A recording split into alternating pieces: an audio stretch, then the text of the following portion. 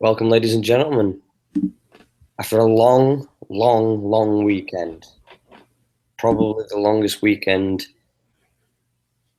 of this show's history, we made it. We made it through the 24 hours. We made it through TUF 25. We made it through UFC 213. And I also made it through the WWE pay-per-view with the worst ever name in the history of WWE pay-per-views, Great Balls of Fire. Wait, what do they call it? This weekend's pay-per-view was called Great Balls of Fire. Yo, Vince McMahon. Don't the arthritis meds are getting to you, bro. You need to cut that shit out. Vince McMahon, get your shit together, Vince McMahon. Get your shit together. Him and Triple H, what the fuck is going on over there? Great Balls of Fire. What was the concept of that whole thing? They kind of went with the diner 1950s kind of, yeah, like the kind of Grease-esque kind of thing. Oh, okay. So who was like the big name of the show? Brock for. Oh, god damn it! There's no way he agreed to that. Well, Brock Lesnar against Samoa Joe. That actual. Wait, Samoa Joe? Yeah. Like old ass Samoa Joe? No. Well, he's not. He's younger than Brock. Get the fuck out! He's under 40. Yeah, for sure. He's I thought Samoa Joe. Who am I thinking of? It's like big ass dude or something. You're not thinking like Rikishi, are you, or anything like that? Oh yeah, that's what I'm thinking about, Rikishi. My bad. Okay. No, but the thing was, though, I was like, Rikishi's dead. That's what I was gonna say. How the fuck is this shit? Someone jacked his name? Oh wow! All I know is the good thing is Samoa Joe is a guy who's very into his MMA as well. So they kind of portrayed their match as kind of like a fight. So the actual match itself, it was very smash mouth. They were kicking. It was very stiff. Like there's when you watch certain wrestlers, you can kind of tell that it's wrestling. But with these two, because they were willing to let each other kind of smash each other in the face a little bit, it made it a lot more entertaining. But yeah, man, it was a long weekend. It was a very long. Real quick, is Brock still doing the MMA gimmick with the gloves and the shorts and the sponsors? Yeah. Oh shit. Makes sense. Yeah, you know what? He's the biggest draw there is. Do you, Brock? I ain't hating. Do you, man? He makes something, I believe he does a roundabout appearances. I think he only does about 10 appearances a year, and he makes about between 3.5 to 5.5 million. God damn. For a year. Dude, I went into the wrong business, man. I should have been a wrestler. What the fuck was I thinking? Well, this is the thing. When people are like, why is he leaving UFC, bro? Like, why didn't he avenge his losses? It's like, dude, you can play, touch button in WWE and get more money and just do 10 appearances. And literally most of those appearances aren't even matches. Most of them are just him stood there whilst Paul Heyman talks. So it's not even, he doesn't even have to like compete. How gangster is that? God damn. You know what? All respect to Brock Lesnar. Anyone that can pull that off, by the way, just showing up and just standing there and not even saying a word, and you get paid that kind of money. People need to stop hating on these wrestler guys, man. They might be smarter than everybody else. Well, that's the thing. That no 3 a.m. knock on the door. If it's like, hey, we got to take your dick. What the fuck is that? None of that shit. No, man, big money, and you don't have to. In fairness, they have to travel more and stuff like that to the main guys and whatever. But the thing is, though, is once you reach that Brock Lesnar kind of thing, you're kind of okay. Undertaker making like 2 million or 3 million for every one appearance a year. Oh, dude, but that one's hard to watch, though. It is, but for him, if I said to you right now, you're gonna have to make sure that you're ready for this one specific date, and you're gonna have to put on a good show for 30 minutes. But you're going to make 3 million. You're going to make sure that your fucking old ass is ready, right? Oh, I'll fucking be there, fucking with bells and whistles and whatever else I need to wear for that shit. But goddamn, dude, it's why it's hard to watch because he's so fucking old. I'm just waiting for him to accidentally die. Just fucking. But you say that though, but we're willing to watch fucking Fedor and fucking, like all these old guys that have been punched in the face for the past 20 years, and it's like we still want to see them actually fight. Ain't nobody want to see them fight. It just happens. It's like a car crash. It's like a car crash. No, it's like a car crash. It's awful, but you can't look away. I'll say this though: Fedor's making probably what 250, maybe 500,000. Undertaker's making like $1 million plus. I'll tell you what: if Fedor was willing to do pro wrestling, that dude would get bank. I don't disagree. It's like moving over to pro wrestling. Fedor fucking breaks in while Brock Lesnar's trying to cut a promo, and he fucking just comes out, grabs a microphone. He has a handler that fucking says, like looks like Putin, and so just talks a lot of shit, right? Just a shitload of shit. The great, and it was funny. It'd be like this too. It's like Fedor comes up and just whispers something in the dude's ear, and the dude has to say it, right?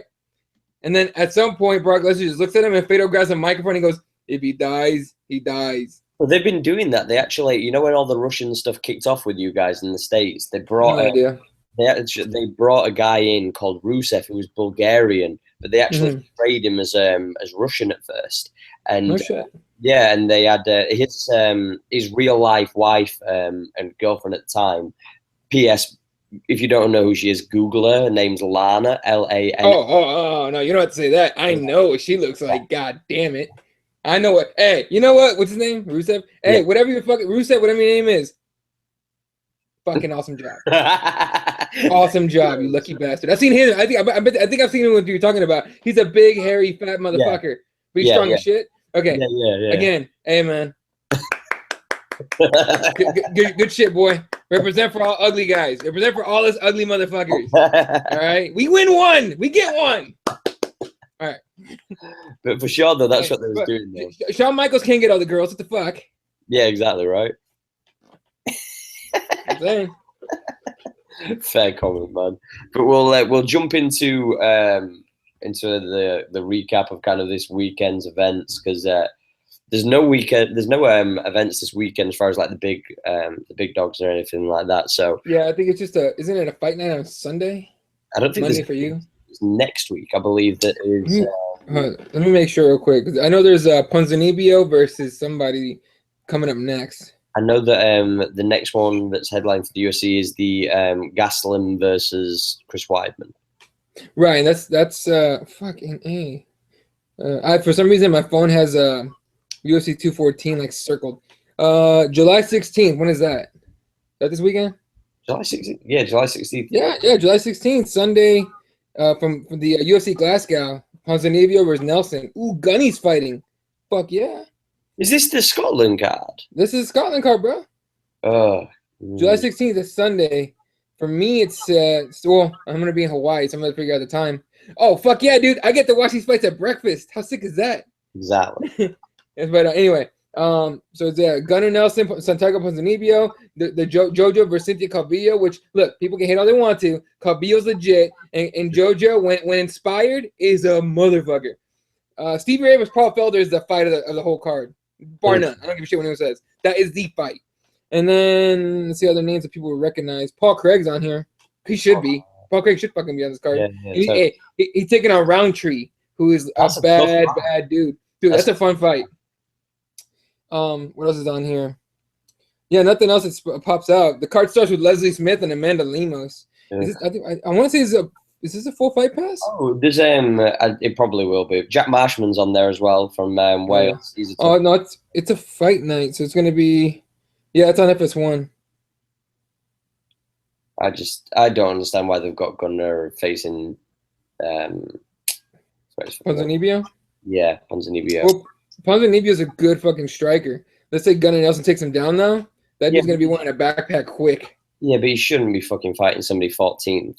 Like he fought 15th last. It's like you don't work backwards, bro. Like let's start aiming for 6s and 7s, and you know what I mean? Because he's ranked 8th currently. Like, come on. It'd be nice to talk to John Kavanaugh about this. Like, what is the mindset going into this shit? Well, he wanted Wonder Boy, didn't he, at first? Oh, he wanted that big fight, and the UFC wouldn't give it to him. I guess they go, look, if you beat Ponzinibbio, then you can get this guy. Maybe he's taking on number 14 to try and get like a big fucking win in like some kind of like spectacular fashion, some kind of like killer, and then he can call whoever he wants out on the microphone. But Gunnar Nelson doesn't speak very much, so I don't know how he's gonna pull that fucking promo off. The worst thing about it is though is if he does win in spectacular fashion, everybody's gonna be like, well, yeah, against the number 14th guy. Like, come on. Yeah, but look, the UFC doesn't give a fuck. Again, do I have to keep going back to Conor McGregor getting the title shot off of Dennis fucking Seaver? But he did beat Dustin Poirier. Anyway, whatever, dude. Yeah, you can hate. It's all good. We'll jump into the lightweights then, seeing as you want to talk about those guys. Justin Gaethje, and fucking Michael Johnson. Like, holy fuck. Like, that was one of the, like, I watched that during the 24-hour Twitch, and legit, it was one of the few things other than black coffee that was able to wake my ass up. Dude, that was a good fight. But here's the thing, like, was it Michael Johnson was, to me, was winning that fight, right? Yeah, 100%. Yeah. And then what did Gaethje catch him with? Was it a knee? Like he hit him to the body, right? Yeah, because he kept on leaning down every time. Because I think he caught Gaethje with a knee, and he caught him with an uppercut, if I remember. Right. So Gaethje keeps on leaning forward, like really low. Justin Gaethje, Diego Sanchez, Darren Elkins, they're like zombies in the UFC, in the MMA, right? They just take a beating, but they won't die. Fucking crazy shit. So I think Gaethje knocked him out with what? What was it? Like a what did he knock? He knocked him out, right? Yeah, he dropped him, and then the referee stopped. Okay. Let's be fair. Michael Johnson were on his last legs. I think, in fairness, I think he kind of gassed out. I think he got lured into the trap of like brawling, and that's exactly what happened. That's exactly what happened. Okay, because Justin Gaethje doesn't mind brawling. That being said, Justin Gaethje's in fucking phenomenal shape for all his fights. Yeah, you know what I mean, but he also empties the gas tank himself when he needs to. You know what I mean, in most of his fights, even after that fight, remember he tried to fucking climb the cage and he fell down like once or twice before he finally was able to make it. He said because the cushion that's around the top, he said that it's like squidgier than usual cages, so he couldn't get his grip to post up and get up on it, and that's the reason why he couldn't get up there. Apparently, that's what he said on the MMA Hour today. Yeah, I'd say that too. If I look like a retard falling down, but that being said, fucking no, great showing by Gaethje, man. Huge upset, really. And Michael Johnson, you know, basically he has to shut the fuck up now. He can't say shit. He got finished. You know what I mean? That's the I don't know what's next for Michael Johnson though. That's the worst thing when you're number 5 though. Like, what do you do from there? Like number 5, you're number 5, and you took on an unranked fighter and lost. Exactly, and you know, quote unquote, you got beat by somebody in the C League. Oh yeah. Oh, dude, all that talk came back and bit him in the ass. It's a sad thing though, but now we look forward, and we kind of look to that point of like what happens next. So like, what's next for Justin? Gaethje gets thrown against a killer and probably gets beat up. Does he though? I don't know. I mean, look, let's look at the top. What was it? Let's say that Gaethje gets bumped up to like number 7 or 6, right? Because he's gonna get a huge bump up out of this one. That's the worst thing, though. It's one of those weird ones because there's a few other people he should kind of have to face before he fights Michael Johnson, but certain people weren't available. Oh shit, dude! Hey, Justin Gaethje's number 6 now. Wow, that's insane. Michael Johnson. Yeah, Michael Johnson dropped to number 9, bro. Wow. So check out the top. Check out the 5 or 6 above Justin Gaethje. So obviously, Conor McGregor's a champion. Number 5, Nate Diaz. Number 4, Edson Barboza. Whoa. Nate Diaz has gone up to number 5? Hey, this is my theory on this, okay? Nate Diaz will be fighting very soon, so they had to give him a high ranking. Anyway. He hasn't fought even before Conor. Dude, this is a gimmick. These fucking fighter rankings are bullshit. I understand that, but I don't understand how you could get somebody from who was 8th, if I remember correctly. Nate Diaz was 8th. And if anything, he should be below Justin Gaethje. Okay, you want to know how? I'll tell you how. Okay, all right. So let's talking about a different industry here. Okay, let's say we talk about listen. Okay, dry foods, for example. You know what chia seeds are? No. Okay, chia seeds. I don't even want to explain what they are exactly, but chia seeds you can buy them per pound. That and you put them in your drink and you drink it, right? And I don't exactly know what it does, but here's the thing. So for years, chia seed would not sell it was not a popular thing. Then somebody jumped on a TV show, I think Dr. Oz or some other health show, and said, if you put like 2 scoops of chia seeds in your drink and you drink it, you lose weight. Guess what happened? Sales of chia seeds skyrocketed. They sold that shit left and right, bro. Okay? So Nate Diaz is a chia seed, and they're selling him up. They're selling him the fuck up. That's why he's number 5, dude. They don't give a fuck what we think. They don't give a fuck about being fair. Nate, first of all, Nate shouldn't be ranked. You want to know why Nate shouldn't be ranked? He's not. He doesn't care about the title, dude. That guy's about money. He's a money fight guy in his world, right? And this is me, a Diaz fan. I'm a Diaz brothers fan, and I'm telling you this: is how promotions work. Promotions sell. I understand. That's what they're doing. I know. But look, the day like everyone's like, oh, the journalists control this shit. So, wasn't there a Brazilian journalist that fucking voted against Conor because he beat Jose Aldo? Okay, I understand that, but the thing is if we're going to be making any kind of sense of this, Justin Gaethje should have been above Nate in the rankings. Right, but when I'm saying Michael Johnson should have dropped down to like 9th. If we're going to do anything, then make Justin Gaethje number 5 and then make fucking Nate Diaz number 6 or 7. Because if we're being fair here, that's bro. That's the problem. We're not being fair. Wow. We're selling fights, man. Fuck it. Let's have Justin Gaethje versus your boy Nate. Whoever wins faces Conor. Let's do it. Let's go. They're prepared for Justin Gaethje to go to sleep, son. He getting that neck taken. He gonna get knocked down. He ain't gonna get knocked out. He gonna get knocked down. He's gonna get choked out. And Nate is gonna grab the microphone. I still ain't surprised, motherfuckers. Where you at, Conor? You bitch. Drop the microphone and walk out. On FS1. Uncensored. No one gives a shit.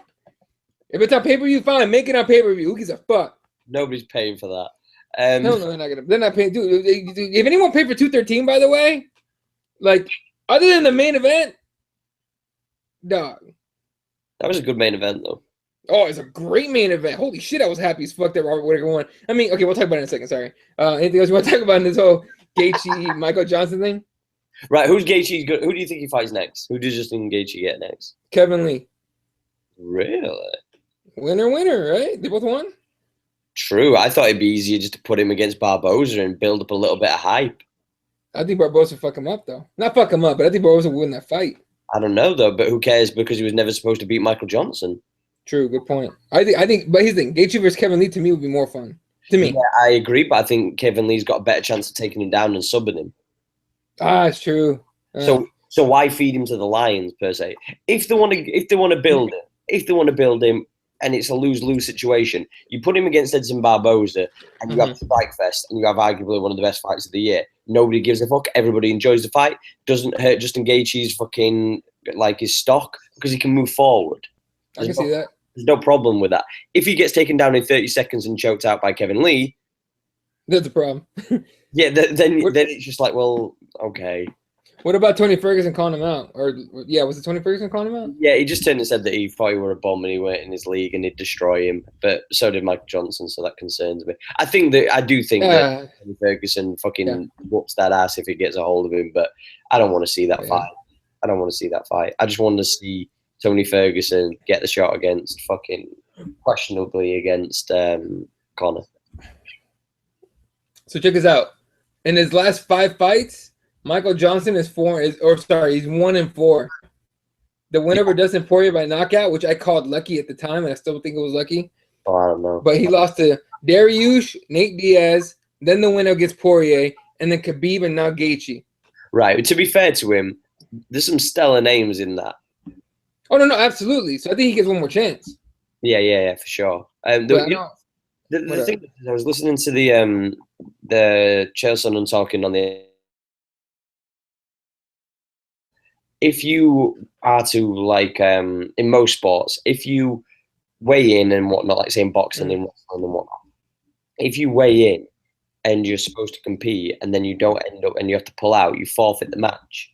How do you feel about that's the kind of thing where MMA should implement it, especially when we keep on having certain fighters being pulled, like the Khabib, Tony Ferguson? Do you think that we have to have that run back, or is that one of those things where Khabib's had his chances, he's had multiple opportunities to face Ferguson, and it just never seems to appear, and it's always on Khabib's side?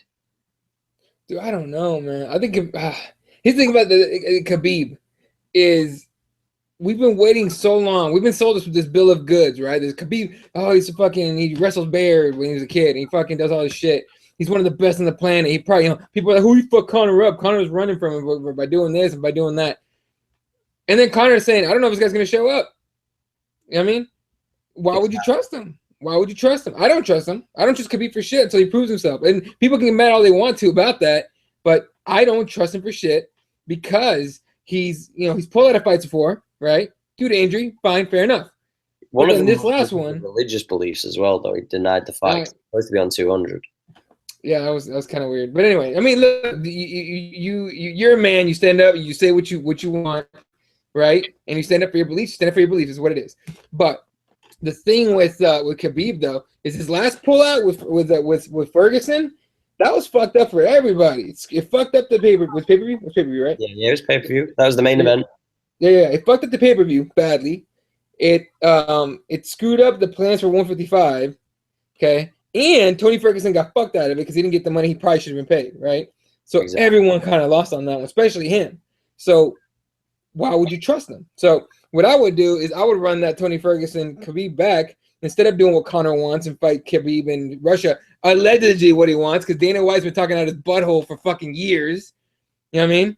So like everyone, do a lot of people take what he says still. Like, I mean, fucking this last weekend he was talking mad shit. You know what I mean? And now we got two sides of the story. It's all confusing, but that's what he wants. That's what they want. They want confusion. They want people to take sides and talk back and forth. That's what we're talking about. Huh? That's where you get conversations, and that's where people talk about the UFC, and that's why it makes more sense for people to be interested in the UFC, because there's conversations to be had. And when this Amanda Nunes fight gets made, finally, and they actually fight in there, people are gonna buy this shit when she actually makes it in there, right? They're gonna watch it because they want her to get her ass whooped. No, she fucking couldn't fight with the sniffles, which is horseshit. All right, that sinusitis, that's a legit thing. All right, it sucks because she have fought through it, probably, but she was on antibiotics and a bunch of other shit. And this is where the confusion comes in, right? Like, who do you believe? Dana White says this, she says that. You know, Joe Schmo at home fucking masturbating and looking up this fucking, MMA feed, all this other shit on his timeline, going, oh, well, I could have fucking fought through the sniffles. What the fuck? Could you, though, fuckface? Could you? All right, because I remember exactly. I remember a lot of you assholes fucking calling out of work because you had a cold. What are we talking about? With that same principle said, though, I will say this: if somebody offered me 250,000 to go to work with sniffles, I'd go. All day, dude. Just to be fair, bro. Just to be fair. All day. If you said 250, bro, come to work, I'm like, I think I'm gonna make it to work today, guys. Oh, 100%. I'll be right there. No, but regardless, I mean, with Khabib, of course they're gonna watch that fight because people are gonna want. A lot of people are gonna want to see him lose. But to go back to the original point, though, do you think that would be something that that maybe not just the UFC but MMA should implement anyway? If you weigh in and you are healthy when you weigh in, per se, because I don't buy anybody's healthy when they weigh in. I don't buy any. Unless if they're doing a proper weight cut per se, then none of them are healthy when they weigh in. No. So with that said, do you think that would be something that would benefit? Because then, if you are to forfeit the match, then that would also mean that the person who wins, per se, would actually get their win bonus as well. Okay. So if you pull out of the fight, you mean? So if you pull out of the fight, so you weigh in on Friday. Pardon? The other person gets paid. The winner gets paid. You forfeit. You take the L. The other person gets the W, and you move on. Look, in order to change behavior, you got to make consequences for the said behavior, right? And it's got to be harsh. You can't make it bullshit. You can't make it slap on the wrist because they'll be like, oh, well, next time it won't matter either. Just slap me on the wrist again if I fuck up.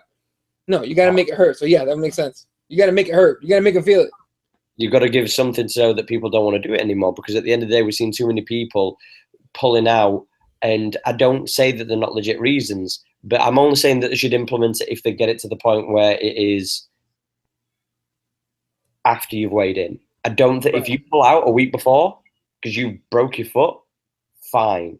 But when you're pulling out after you've weighed in, you have 24 hours to wrap yourself in cotton wool. Like you put yourself in bubble wrap, you hide yourself from the world, you just don't get into any shit. You've got 24 hours to make sure that you are fine to go into there. And if you can't, if it's out of your control, it's out of your control. But at the end of the day, there's a cut-off point to where you've got to take care of the other fighter, because it's not fair on Tony Ferguson. It's not fair on Shevchenko. I'm not saying that, we don't care about the others, but I'm just saying let's make it so that there's repercussions. Let's make it so instead of waiting until fucking day of the fight to say, oh, I don't feel good, you say it a week before or 2 weeks before. Because supposedly she felt the shit out all week. Exactly. So we could have had somebody fight for the interim title We could have had that Joanna fight. Mm-hmm. No, I'll do a week, even 2 days. Even 2 days notice, Joanna gets the investigative commission probably gives her that fight. And that could have been the game changer, because I know that a lot of people would have paid to have seen that fight. Oh, dude, I'll pay to watch Joanna and Gaethje fight any day. So I just wish that that's the thing. I just wish we'd have had that time. Yeah. I don't know. To me, it's all weird. And I know her girlfriend, Amanda's girlfriend, Nina, has been all over the place, trying to defend her and shit. But it's too many factors. Here's the thing. Here's where I'm at with this, right? At the end of it. It was unfortunate. It fucking sucks. Shevchenko got some money, supposedly. I don't know how much she got, but she got some money. She got 70, I think it was either 70 or 75,000. God, I hope that covered all the costs from her camp and shit, because that's going to suck. And you've got to bear in mind how much her travel costs and whatnot were. Travel, living arrangements, training partners, nutrition, blah, blah, blah, blah, blah, blah, all that shit, right?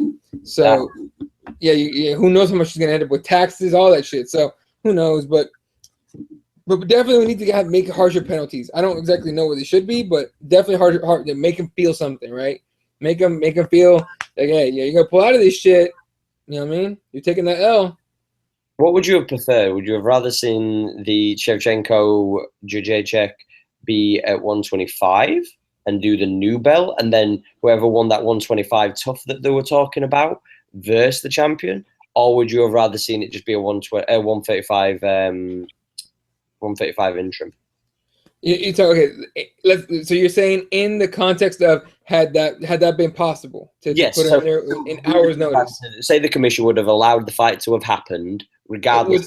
With like 3 hours notice, yeah. Yeah, just whatever it was going to be. Okay. It was either going to be a 125 bell. I'll put it this way. This is a better way to put it. So Dana White goes up to the commission and goes, look, I've got two options for you. Which can we make happen? You're the commission. Yeah. Which would you have rather have seen? Would you have rather seen the 135 interim belt, or would you have rather seen a 125 belt? Real quick, wouldn't that have been a problem because Shevchenko already weighed in at 135? Potentially. I don't think you can ask her to cut 10 more pounds with 3 hours notice and weigh in again. Then she probably wouldn't have weighed 135.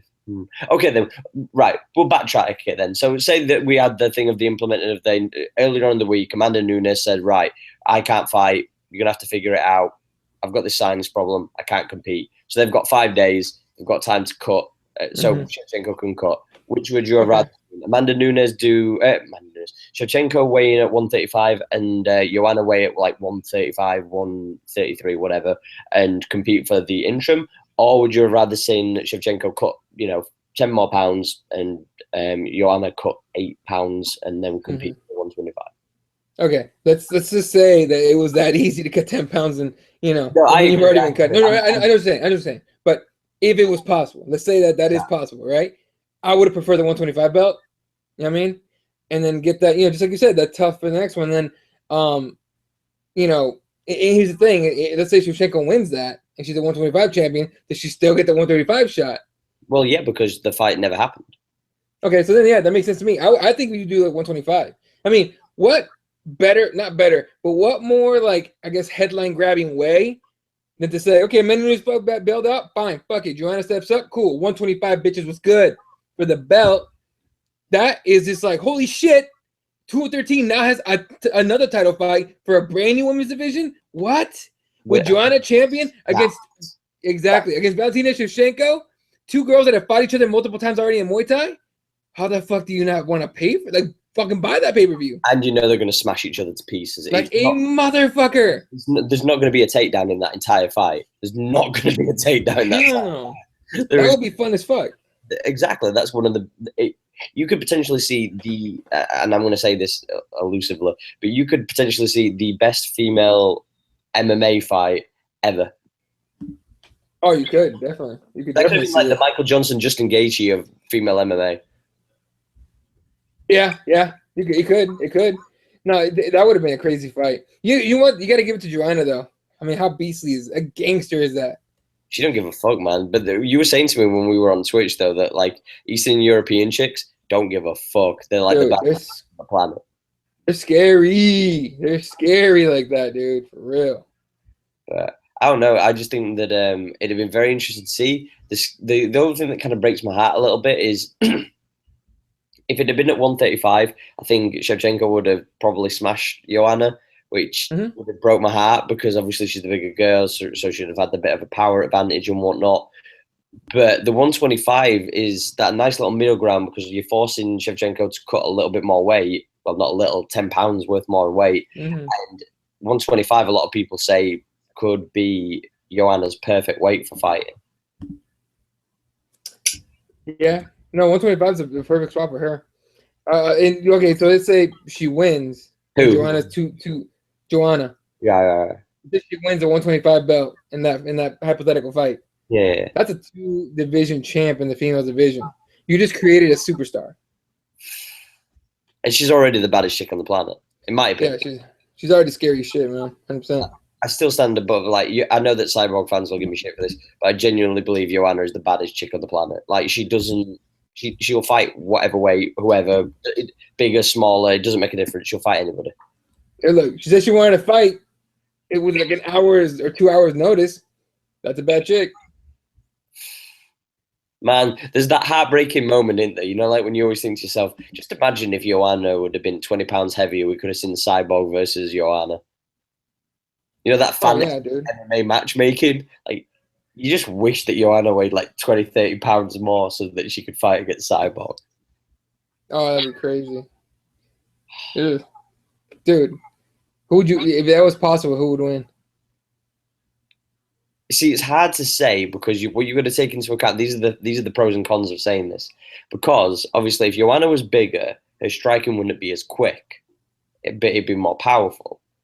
But to the same extent, we know that Cyborg hits hard, but she doesn't hit, I wouldn't say vastly quick. Do you know what I mean? Like, she hits quick for a 45er, I'll put it that way.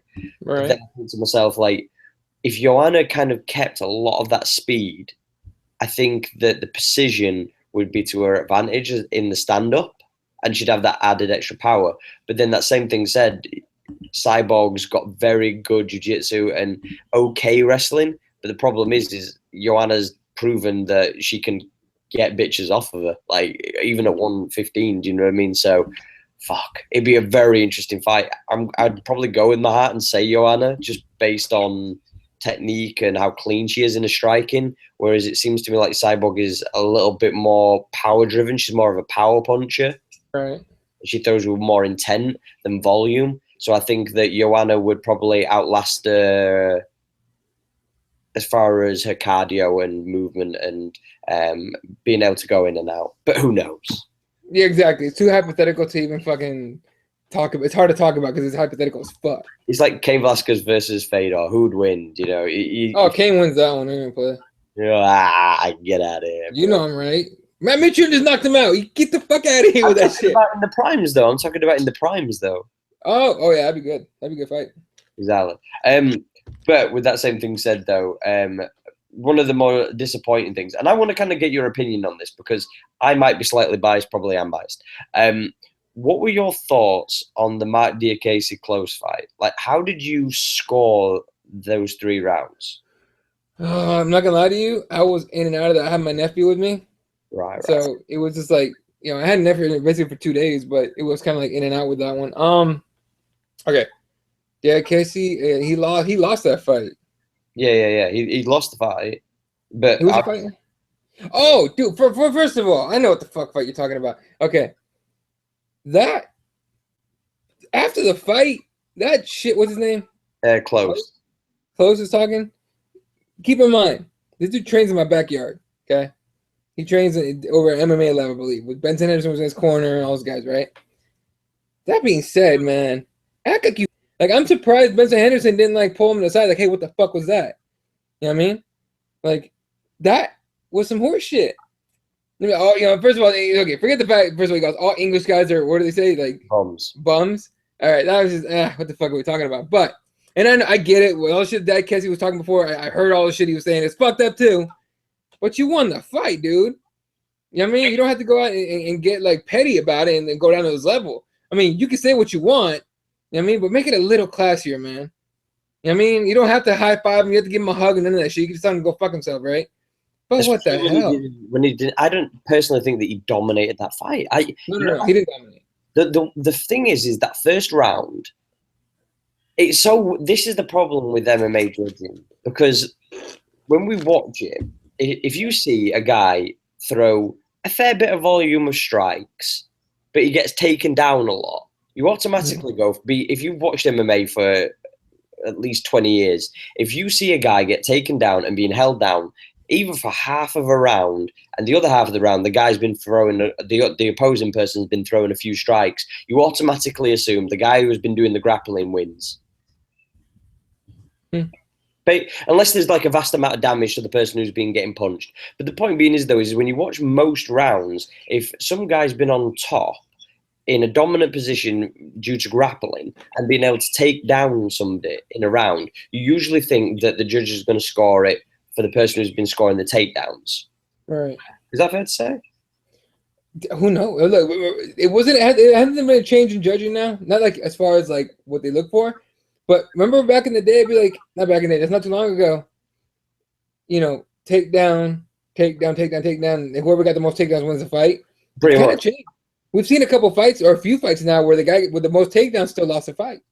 True, but I think though that if you base it on one round, I'm just saying on one round, that one round at the beginning, he took him down a few times. He held top position for a amount of time, striked him from the top a few times.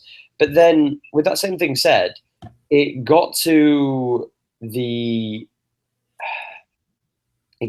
second round, and Close dominated that second round. 100% dominated that second round. No question about it. I was looking and thinking, fuck, this could end up turning real nasty in the third. Then Mike won the third. And I was like, this is really close, because it could go 10-8 in the second round's close. It could have been a 9-10 to Gaethje in the first and the third. So it could have been a draw. But then I thought to myself, well, no, they're not going to give a 10-8 because he didn't knock him down. So I'm going to go with barely. I'm going to go with Gaethje scraping the decision. But everybody was like, Close won dominantly. And I was like, what round did you watch in the first? Like, I don't know. Maybe I need to go back and watch it maybe. But I just felt as if like that first round, he took him down enough and held top position enough to kind of win the round enough, as opposed to the strikes that Close threw. Yeah, like I said, I didn't watch most of the fight. I watched like the end of the third round. Yeah. And you know, if you just judge it off of that, Close won the fight, right? But I went back and I was talking to people about like the other, you know, the rest of the rounds, and I thought basically I had to watch the fight. But my only problem for me to the whole thing was the shit talk afterwards. Like, dude, you got the win, man. Like, act like you've been there before. Fucking A. It just amused me because it was just like, oh, okay, then you barely scraped through a decision and you're making it sound as if like you destroyed them in the first 30 seconds of the round. Do you know what I mean? No, well, now I want to hear what he would say if he got his ass beat, or if he lost. Like in that fight, decision. If he had lost the decision, he got knocked out. I want to know what he would have said. You know what I mean?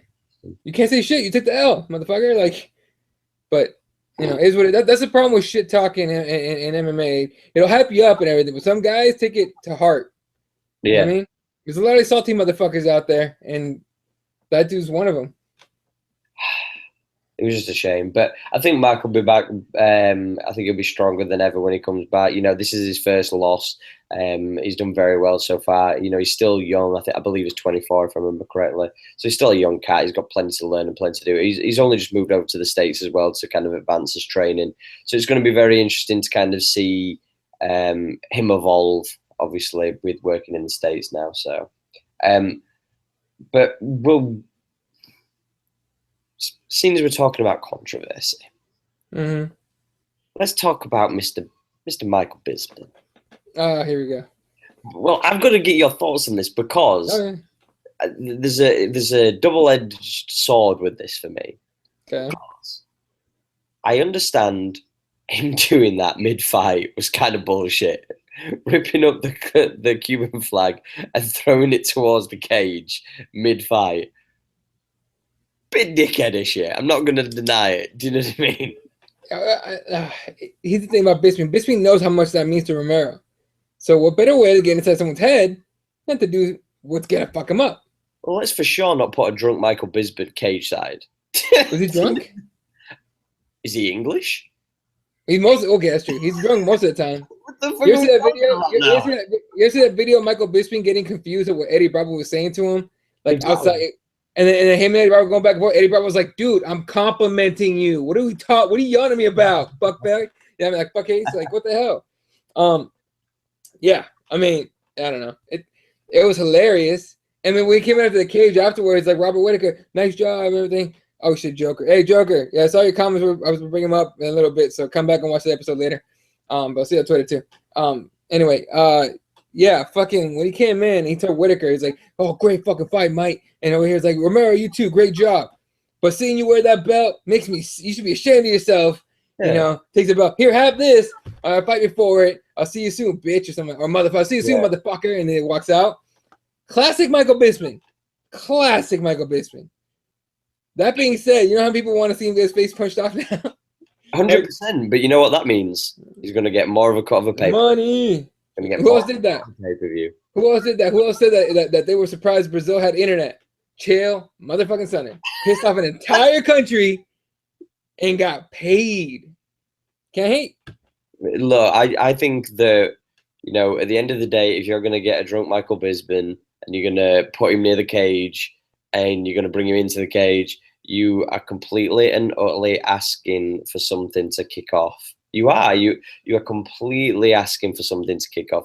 I wonder, real quick, I wonder why Dana thought that was a good idea.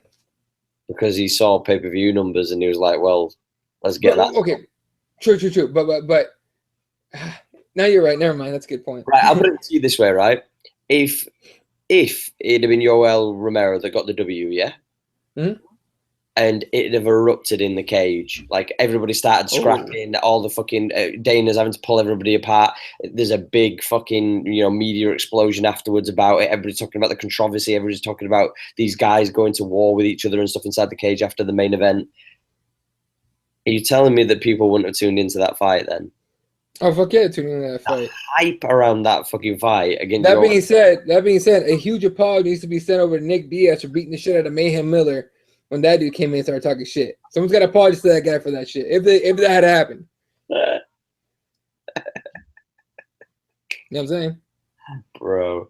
All I'm saying is this, like, but what was funny though, everybody was kicking off about him ripping up the flag thing and throwing it towards the cage, which I do think is tasteless, but I go, well, we're in that industry now, guys, like, get over it.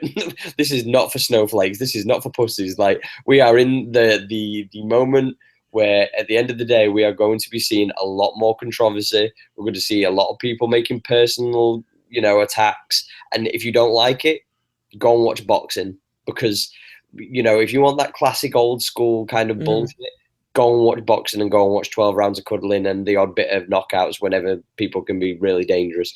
If you want to see people go at it in like a real life situation and you want complete and utter physical combat sports, then you're going to watch MMA. And let's be honest, if I turn around and said to you, fuck you, and burnt your flag, you're going to want to fight me. And it's you're not going to try and punch me. You're not going to just try and punch me. You're going to try and take me down and punch me from the top. You know what I mean? This is why it's the most realistic simulation of fighting in sports. No, 100%. 100%. Now, the thing with the flag, did you see Romero's response after in the post-fight? Well, that is a scary fucking man, dude. It is. He was like, "Will you love your flag? Will you die for your flag?" And he just stares at Hawani like, yeah. Yeah, but the thing is, though, is with that same thing said, what you've got to take into account is two things. People are giving Michael Bisping a lot of grief for ripping up that flag, and I agree with you. Morally, it's wrong. I totally agree. But can we just state this? How many of us in a drunken state have done things that we find, you know, we shouldn't have done? All the time. You're English, bro, so what do you expect? So when we're drunk, no, but like, hey. Yeah, I'm fucking with you. I'm fucking with you. Said that. Yeah, exactly. So with that same thing said, I'm pretty sure that we've all done things that we do when we're drunk and we go, probably wouldn't have done that if I was sober. Now, fast forward to Yoel Romero, who doesn't drink. and him burning the picture of Michael Bisping with the United Kingdom flag. Now, that's methodical. That's being done sober. That's not rising above. That's not, thinking I'm going to be the bigger man, the better person, a soldier of God and all this kind of, way he wants to portray himself, which is totally cool. No gay years. But Michael Bisping was pissed out of his face. Michael Bisping was drunk as a motherfucker. Is that an excuse, though? Is that an excuse, though? I'm not saying it's an excuse. It's a reason. Like, if you do something dumb when you're drunk, you probably wouldn't do it if you were sober. But if you do something when you're sober, what are we doing here? Look, it's because you pissed off the wrong guy. That's exactly why. That's a man who's just like, all right, motherfucker, you want to do that to me? We're going to do it to you. We'll piss each other off. See, we meet in the street somewhere. But then never. Who knows? Because who knows if Michael Bisping would have done that sober or not? Let's say maybe he would have done that sober. You can't talk about context. You can't talk about context of what ifs in that situation. That's very true. That's true. We saw what we saw. We saw a drunk Michael Bisping, throw a fucking ripped up piece of flag thing. Wait, time out. He was on TV too, though. I don't know if he was drunk. Was he drunk? Because I didn't watch the post fight. Fuck yeah, he was drunk. If you've heard the interview with him and Robert Whittaker, if you can't tell he's drunk. I do. The English throws the accent throws me off a little bit. So. He, for sure, you can tell with his one straight eye that the one decent eye that he had looked as lazy as the other one. Like, let's be. The only time I saw him drunk, or saw him drunk and heard him drunk, was that Eddie Bravo video where they're going back, where he was trying to kick Eddie Bravo's ass, cuss him out, while Eddie Bravo was telling him to chill the fuck out. I give you a compliment, motherfucker. Like. That's the only time I heard him drunk, and I mean, I don't remember exactly what it sounded like. Did you see the GSP with him and GSP when they did the press conference? Yeah, he was wasted. I rest my case. He was slurring the words. I didn't hear him slurring his words in this one, but I mean, maybe he did. I don't know. I'm at to rewatch it and hear it just to see. But let's say he was drunk and he ripped the flag up and threw it. Bad judgment. Yeah. Yes. Bad taste. Sure. Was Dana White fucking jacking off under his seat when he did that? Fuck yeah, he was. He said, watch Romero win this shit, and then they hate, like legitimate hate. You know what I mean? You get Cuba against England right there on the promo all day. Make that fight in London, or get crazy and make it in Cuba and just pay Bisping a bunch of money to take the fight. He's not going to Cuba. There's no way. I'm just saying. The security detail you would have to put around fucking Michael Bisping, like it'd be worse than if you sent Donald Trump to Mexico. Wait, I got it. Get the fuck out of here. All right, UFC Miami. I've got a better idea for you because this is already something that a lot of people are talking about already. Okay. Michael Bisping, because obviously he's going to be facing Whittaker in Australia, in Melbourne, and Chris Cyborg versus Megan Anderson. Yeah. That's a good card, solid card. By the way, did they find someone? Oh yeah, they should find Avenger. Yeah. Okay, so assuming that Cyborg wins, he probably will. But assuming, let's say Cyborg won the fight, and yeah, then I'd be okay with that. That'd be a crazy card. Regardless if Cyborg won or lost, the next person to fight for that 145 belt would be Megan Anderson. I still want to know what the hell the personal issue was. Apparently, it was something to do with the visa. Apparently. Some people say it was something to do with not being able to get a visa. You know what I keep hearing that was fucked up, but I got me laughing a little bit. I would say she's pregnant. No. People were saying, maybe yeah, that's what you say when you got the clap, bro. That's like the STD shit. I'm like, what? I'm like, dog. Oh shit. Like I get being full of shit and making jokes, but what the fuck? That's what you came out with, motherfucker. Like STDs, you picked up gonorrhea, that new like that new untreatable gonorrhea shit. Is that what she got, motherfucker? What the hell? God. Of course, it's bullshit, but still, like the clap, bro. That's what she got. The visa thing is way more possible. Yeah, apparently that's something that I saw, but I don't know how true it is again. But, gotcha. God damn. But yeah, that's the easy card to sell. Get him in Melbourne. Get fucking the Aussies to fucking turn around and say that they'll fight. Otherwise, just do it in fucking Manchester or London. Yep. Yeah, I'd be done with that. But it's insane. It's insane. Oh, by the way, did you see about Lonzo Ball pulling out of the? What? Lonzo Ball was supposed to play tonight in the summer league. Did he hurt his vagina? Well, apparently he hurt his groin. Yeah. So. Oh, close enough. Ah, no. I say this, but triple. Yeah, I was just guessing too, motherfuckers. Triple double though in his last game came out. What was he? He went like 1 for 12 or 15 and had 5 points in his first game. Came back out with a triple fucking double. Keep in mind, ladies and gentlemen, this is summer league. This isn't even the real NBA yet. Yeah. But you've got to take into account as well, though, that he still has to perform. That's the thing. Right. So he'll end up doing like, I think he'll average like a solid 12 and 8, 12 and 7, which is still 7 to 8 assists a game is still pretty good. But do you want to know an interesting fact about that triple double as well? What?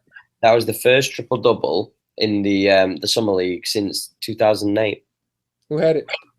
It doesn't state. It's just on the NBA. They just posted that. Lonzo Ball 11-11-11 is the first triple double at the NBA Summer League in Vegas since 2008. Consistent stats were not kept prior to 2008. So at least we know it's 2008. Nice fucking job, NBA. Can't even pull out a legit fucking stat. Well, in 2008, by to be named later. What the fuck are we doing here? The thing is, though, is at least we know it's 2008. If it wasn't 2008, it was even further behind. So if anything, it doesn't help Lonzo Ball, does it? Because it could have been 2003 for all we know. If it had been like 1992, I'd be more impressed. Yeah, but you're still talking nearly 10 years. Yeah, that's true. So that's true. A fair. But apparently, they were supposed to be the Lakers supposed to play against the Kings. De'Aaron Fox. Timeout. Is he playing? Is Fox playing? Of course. Oh, Lonzo Ball actually hurt his vagina, not even the groin. He didn't want to get embarrassed by De'Aaron Fox again. Yeah, that's what a lot of people are saying. You know what? Hey, you know what? See, this is what he posted. Apparently, hold on, let me see. I don't know if people can see that. Yeah, De'Aaron Fox put a facepalm. Yeah, the facepalm emoji when he heard that he pulled. Look, I'm saying this, okay? It's smart to pull out of that game. Why?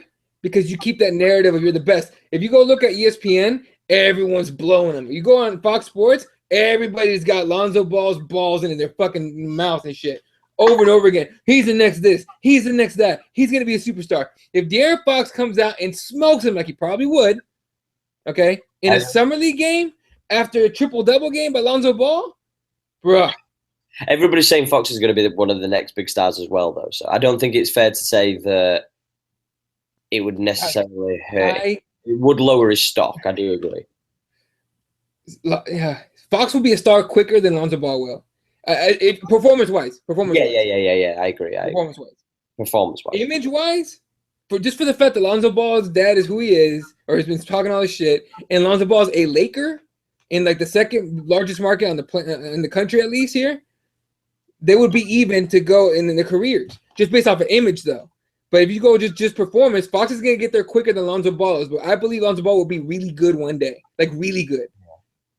So that's kind of it. Do you think we're gonna see the kind of,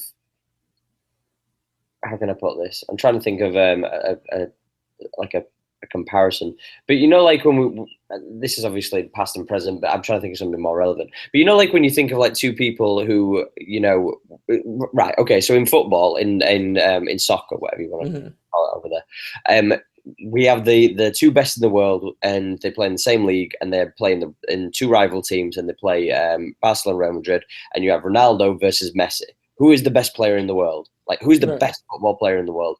Do you think that could potentially be something that we see in the future with Ball and Fox?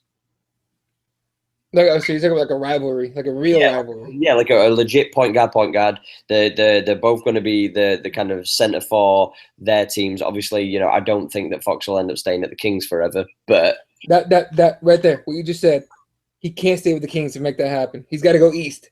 You got to meet in the finals. Everybody for years talked about, oh man, it'd be great if LeBron and Kobe made it to the finals and played each other because that's a rivalry. Now it's, oh shit, LeBron and Steph, it was LeBron and Steph Curry. Now it's LeBron and Kevin Durant fought in the finals. Durant wins one, or now they're tied 1-1. You know what I mean? Yeah. Everyone tries to find these rivalries. First of all, De'Aaron Fox needs to go east, and I think he will one day. That's the easiest place to win, honestly. All right. When that happens, and they go back and forth, face each other, and the narratives of from the East, from the West,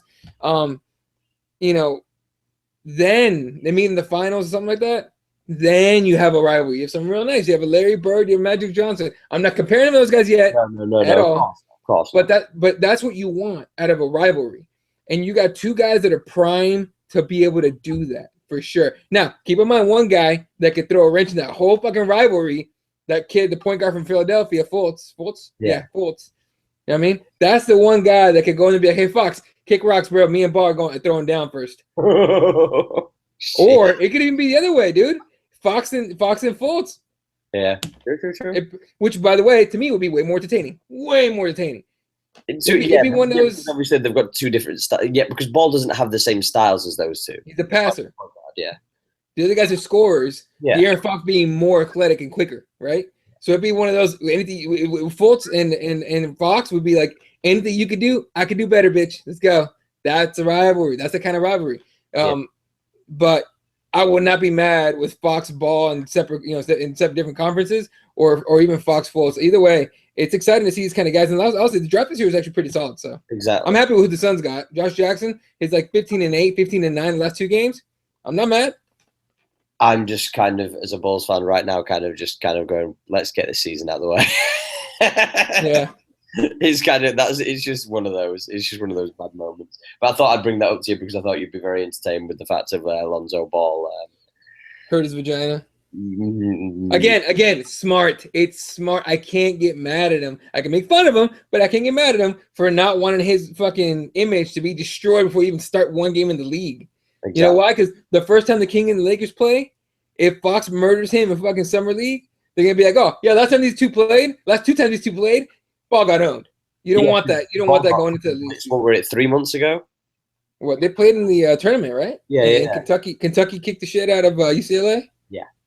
Or I don't know if kicked the shit, but he beat him. Yeah, well, yeah. I think you're right in saying kick the shit out of him. I'm pretty sure that he fucking dominated that game to Fox, if I remember correctly.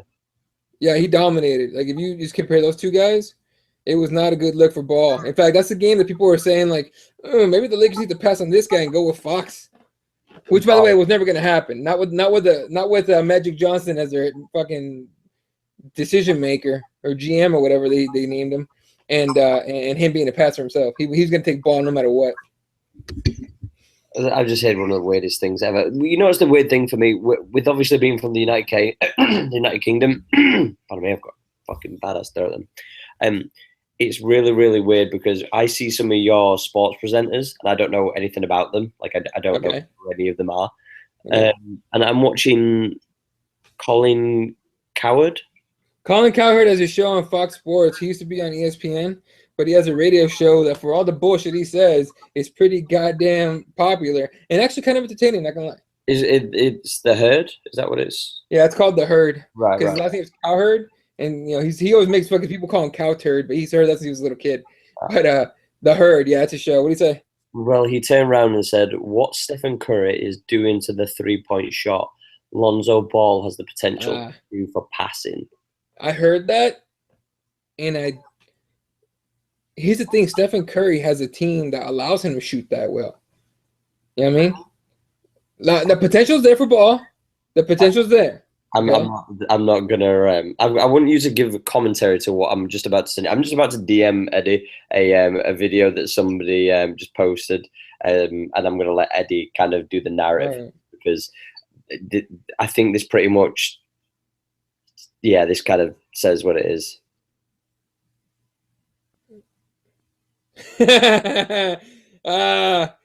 Ball's like, what the fuck? Where'd he go?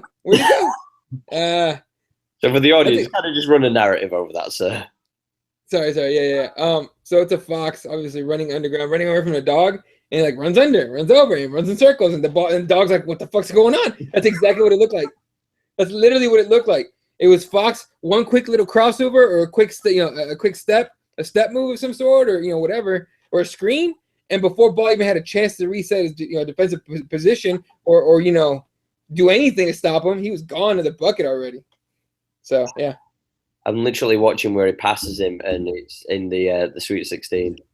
Oh Jesus, that was I don't know if they cut I remember when my friend was there. He was sitting, I think, 3 rows behind. He said he was sitting behind 3 rows behind LeVar Ball. He said LeVar Ball had his hands in his face, like, God damn it! Like he was upset.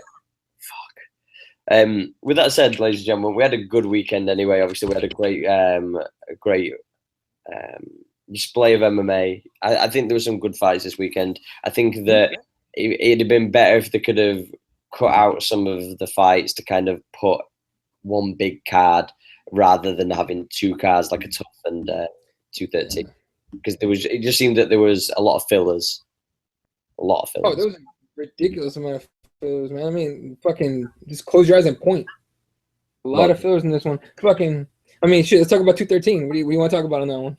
No, I was just going to say that, like, when you look at that entire card, if you'd have took the best fights out of the TUF 25 and you'd have put them into the 13, then I think that you'd have just had a better show. And you know, it's just one of those awkward things. That do we need a separate show for TUF?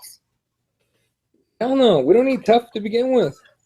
I think we do need TUF, but I don't think we need to make TUF as much of a spectacle as it's made out to be. Like, why don't we? Okay, right. Hear me out. How about this? Imagine if the main card would have been stacked. 213 would have been stacked with all the best fights from the Fight Press prelims and the prelims, and they were just put onto that main card of 213. Yeah. And the Fight Pass prelim, the prelims was the best fights on paper that was in that TUF finale, and we just had that, and that was 213. That'd have been good. That'd have been a good card. You don't feel the Nunes punch as bad. Exactly, and then at least you've got a stacked. What is it? 6 hours, 7 hours? Oh yeah, you'll get time to sit down and watch shit. Sorry. Right? No, we're good. My phone started ringing for a second. I looked at who it was. Not important. You know, bitches ain't shit but hoes and tricks. Anyway, Eddie's rolling with Eddie. Wouldn't you roll with Eddie? Who rolls over you? He's rolled over. She ain't watching. I don't give a fuck. Anyway, whatever. On this card, here's the thing about it. Like I think the reason they do that is because remember, I think it was like the first year we had 3 events. It was like Thursday, Friday, Saturday, and actually worked out all right. I mean, Rose Namajunas had a big showing at one of those. I think the first card was kind of The second card was good with Rose, and then that pay-per-view, I forget what it was, but it was actually good too. So I think they got used to that, and the fans got used to it. And so it's like something they want to keep up. You know what I mean? Except this year they only did 2. I think that was the 196 weekend. No, not 196. 184. 194. The 89. No. No. Because 89 was it was the Chad Mendes. It was the. Okay, what was that? It was 194. It was 194. Yeah. 194. 194. Who's in 194? Because 194 was Connor. 195 was supposed to be the Robbie Lawler Condit, but they had to push that. Oh, UFC 194 was McGregor versus Aldo. Good call. What was 195? Was that the one that was pushed back? That was Robbie. 195 was Lawler Condit. There you go, because that was in the January. Right. And yeah, then, January 2nd. And then 196 was obviously Conor versus Nate. With Diaz. I'm not surprised, motherfuckers. Oh dear. So you know what's the funny thing? Like, if I use any little slogan of Conor, I get griefed as fuck. If I mention Nate, if I mention the word Diaz or anything affiliated, 209 motherfucker, not surprised motherfucker, it's like, oh, come on. It's because I am who I am. I represent. The logo's right behind me. I'm just saying. I got the hat on and everything. I rap, my friend. Oh dear. All I do know is it was a lot of fun being on Twitch. We had some interesting people on there. You didn't have to shave your head, motherfucker. Yeah, no, I tried. Ladies and gentlemen, I tried. Okay, I'm just not good at fighting games. Like sports games all day. Shooting games, yeah. He's bear in mind that MMA is a sport and he didn't beat me at that. Bro, we didn't get no cage. You want to do it? Look at him. We'll call Dana White. If you drop 60 pounds, then fuck yeah, motherfucker. If you're willing to cut 60 pounds on your bitch ass, then whatever, man. Overall, still a lot of fun, man. Actually, really cool to see a lot of people came through. That was a lot of people came through. Yeah, I was gonna say. I think we got over. I think it was like 300 or 400 views. We got like a load of people subscribed and a load of people donated as well. We were just short on his target, but I got a message from Calm thanking us for his efforts and how much we raised for them and stuff. And they were saying that like the donations that they receive, like for, I think it's every £6 that somebody donates, that they can help have a full conversation and phone call with someone so that can help them. So, you know, with that same thing said, we could potentially save, you know, what, like 20 lives, you know, and that's the beautiful thing. So everybody who donated, you guys are the fucking ones that fucking made this all happen. And we 100%. Sincerely. It was a lot of fun, even if we did have a few trolls that came through, because, you know, if you're playing video games and all that kind of other stuff, then, you know, you're bound to get some. But when you're starting to hear people that are putting stuff in chats talking about they're going to do sexual things to me, that was kind of disturbing, not going to lie. I didn't even see that, but that sounds hilarious. Dude, it was weird. They were saying, like, choke me, call me daddy and stuff. And I was like, well, no. Like, I'm trying to do stuff for a charity here. Like, let's not. Like, I'm playing fucking NBA 2K. Let's just chill, yeah? That's fucking hilarious, dude. Yeah, we need to do more 2K though, because we finished 2-2. For people, yeah, we gotta do. We did like some games on 2K as well, and boy Eddie came back from, you know, what looked like it could have been a shutout, and then he dominated 2 games, son. Yeah.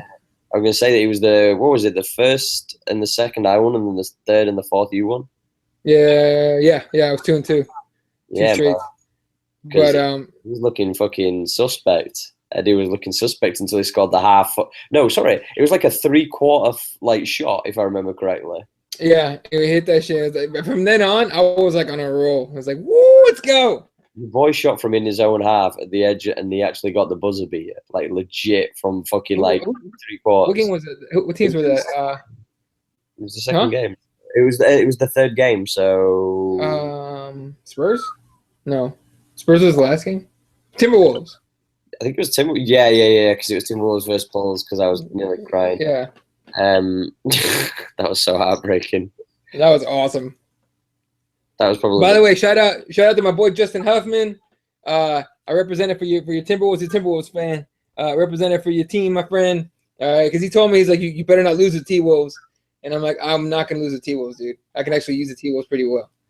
Yeah, you did. You legit did. I'm not even mad. Like it was one of those ones where I was just kind of, when we were playing through, I was just like, oh, this is killing me. You know why though? It's because I do those rebuilds that everyone was talking on the Twitch about. I do those rebuilds, so I'll use like the worst team in the league. Like I'll take the Kings or even the Suns, and it usually takes me like 3 seasons to build them back up, to be legit. So I played like a bunch of the games and shit. So I knew how to use Karl Anthony Towns, and I knew how to use Ricky Rubio. So I was actually it worked out pretty well for me. All I know is that it really did show that the Bulls need somebody who can really shoot threes and kind of spread the floor a little bit. So yeah, they do, and they just lost the one guy that did that. Yeah, well, they needed additional. They need some more athletic players. So hopefully, getting these young players will help with that. By God. But yeah, the shout out to Black Coffee as well. Black Coffee keeping me alive during that 24 hours, because my God, there was moments when I was just doing this. Yeah. When you were doing after I jumped off at the 2K games, I every once in a while I jump back on my phone to see if you were still awake. And man, you saw the difference between the first hour and the fucking like 15th hour. You just like little by little, you're like, hey, what's up? Bro, I'm so glad that I didn't smoke no weed in that fucking show, because I'd have been done, bro. For three. Yep. Yeah. Oh, you want to do what to me? Oh, that's weird. All right, that's kidding out. Yeah. Fucking. You saw the energy, and when I jumped back on, man, you're just like sprinting for the fucking finish line. It was fucking fun. Yeah, I was gonna say. Go ahead. No, go ahead. I'm gonna do it at some point too. I gotta figure out schedules. I gotta take the day off. It's gonna have to be like it's gonna have to be like either a Saturday, or like a Friday, like basically like a start on Friday night and finish on Saturday night, or something like that. Or start or get a Friday off from work and then start Thursday night and go to Friday night, because I like to watch the fights like without fucking falling asleep. So I'll figure something out. But I'm gonna do it at some point, and then I'm gonna see if I can do some kind of charity shit too, because keep the thing going. I think that'd be a beautiful thing to do. It was just the funny thing was though is like for the last hour, all we talked about was chicks. Oh fuck yeah, dude! We started like top fives. Fucking that shit was a lot of fun. It went from top fives to just anybody that you would. yeah. Who we want to get on the rolling show? All that shit. Oh dear! What was that thing that you was trying to do? The thing with you rubbing yourself on something. I don't know. I don't remember anymore. Oh fucking the MSAR. AMSR? Don't look at me, bro. I don't rub my balls on shit like. No. One dude was talking about that shit, like those fucking videos where like chicks like whispering people into the microphone and you hear in your ears, and like ASMR or something like that. And so I was like, wait a minute, and they get millions of views, right? Which means they get a lot of ad money, right? I was like, shit, I'm gonna do one of just scratching my balls, put it up, and see how many views I get. Right. I'm just watching the TUF 25 because it's just come onto my TV, and what's the deal with the black dude with the glasses on, like inside? Brad Canner. I have no idea. There's a black dude who's like wearing glasses inside. Like, please don't. Inside what? He's wearing shades inside the octagon. I'm trying to remember who you're talking about. Jared, Killer Gorilla MMA. Oh, Cannoneer. Yeah. He's a strange dude. Wearing shades inside, sir. He's a strange guy. Wearing shades inside. Yeah. No, I feel you. It's like wearing socks with sandals. Like, can we not? Like, even Connor wouldn't do that, but whatever. At least his would actually be worth more than probably the arena. I'm not saying Cannoneer didn't stop at a gas station on the way to the arena, pick up a $5 pair of glasses. I'm just saying, it ain't Gucci, but yeah, he's going for a look. Good for him. Just you try what you can. All right, you try what you can, because Connor took all the other fucking methods so far. He looks like a shit version of Blade. Yeah, but Blade's the only black dude in a movie that doesn't die first. That's legit. I'm saying. Yeah, prefer. I heard, and that's like an old joke, but Dean Thomas was doing stand up, and he said that. He was like, yeah, black dudes always die first in movies. What the fuck? The only one that didn't do it was Blade. Oh no, that was on the Dana White looking for a fight. Yeah. Are you going to be watching the Top Contender tomorrow? Yep. It's on Fight Pass. I'll probably check it out after I train. What time does it actually air? I don't know, man. It's actually, let me look up the website. I know it's on the website on UFC.com. But it is going to be a Fight Pass thing. So, I mean, you can watch it from anywhere you're at. And let me pull this up. Let's see. UFC. By the way, UFC, get your shit together. Get a better website. What the fuck are we doing? I was going to say, a multi-billion-dollar company can't afford to do a decent fucking... There's no time. I don't see a time on here. July 11th, live on Fight Pass. Maybe if I look up on actual Fight Pass, it'll tell me what time. It might be one of those things that you just post up. Like, it might already be done. You know what I mean? And it's just posted. I don't know if it doesn't say live, I don't think. I do feel... okay. You good? So, yeah, I got you. It's 5 o'clock my time. Right, so that's 1 o'clock my time. Yeah. Yeah, 1 o'clock my time. That's not too bad. I can dig that. So, I might actually be live.